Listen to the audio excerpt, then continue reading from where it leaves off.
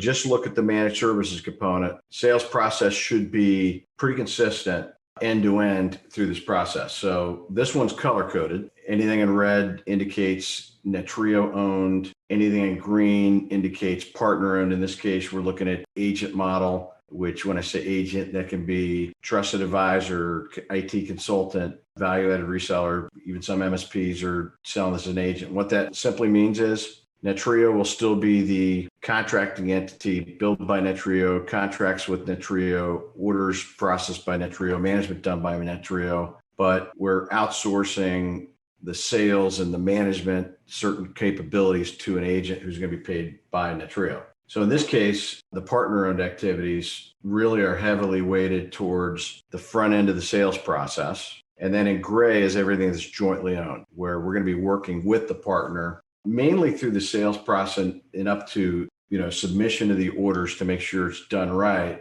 Then Brian and his team go off and do a whole bunch of heavy lifting. Different agents will want to be involved in different components of that. Brian's team needs to go gather some information. They'll engage the client, keep them up to speed, they'll have visibility. But for the most part, you can see in red here, Netrio still in this scenario owns a whole lot of this. And Brian, one thing I'll just add, you see lots of orders that have come in. From your view, Brian, what do you see as the difference when agents follow the process, use the documentation and templates that Netrio provides versus agents that don't follow the process?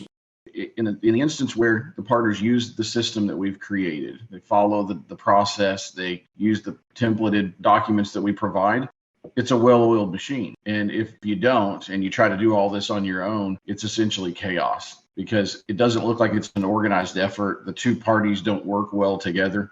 There's not a clean handoff of roles and responsibilities. So I think it's critical that this is adhered to during the course of the process, and everybody benefits at the outcome. So it's in everybody's best interest to make sure that you understand, where to step in, where to maybe lean in a little heavier. With some agents, they may own the customer relationship a little more than in other arrangements. And so they may decide to participate in a few more of the activities or lean in a little heavier in one area. But if you look and use this color-coded guide here, it'll help you understand, where to lean in heavy and where to participate. My advice is, for anybody watching who happens to be a channel partner, my advice is always first 3 customer engagements, leverage Netrio's channel team, Brian's team, to really learn the process.